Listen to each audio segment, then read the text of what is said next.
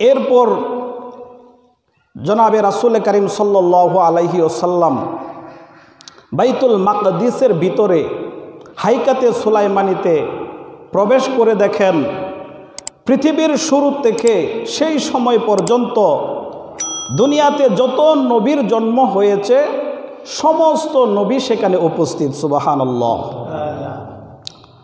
যখন প্রিয় নবী সাল্লাল্লাহু আলাইহি ওয়াসাল্লাম সেখানে প্রবেশ করলেন, পৌঁছলেন, সঙ্গে সঙ্গে নামাজের জন্য কাতার দাঁড়িয়ে গেল।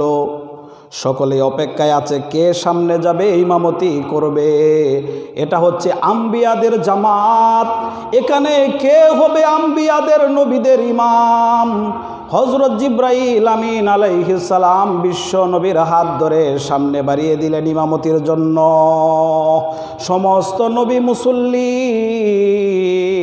আর আমার আপনার নবী হলেন ইমাম, ইমামুল আম্বিয়া। নবীজি সাল্লাল্লাহু আলাইহি ওয়াসাল্লাম যখন মসজিদুল আকসা বাইতুল মাকদিস থেকে বের হলেন, বিশ্ব নবীর সামনে তিনটা পেয়ালা আনা হলো। একটা ছিল পানি ভর্তি, আরেকটাতে ছিল দুধ, আরেকটাতে মদ শরাব ছিল। আল্লাহর নবী সাল্লাল্লাহু আলাইহি ওয়াসাল্লাম এই তিনটা পেয়ালা থেকে দুধের পেয়ালাটা গ্রহণ করলেন। জিবরাইল আলাইহিস সালাম বলেন, ইয়া রাসূলুল্লাহ, ইয়া হাবিবাল্লাহ, আপনি উত্তমটাই গ্রহণ করেছেন।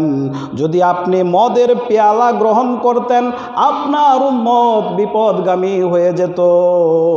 আপনি প্রকৃত ভালোটাই গ্রহণ করতে পেরেছেন।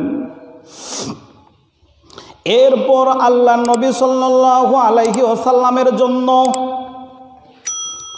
একটি নূরের সিঁড়ি লিফট আনা হলো।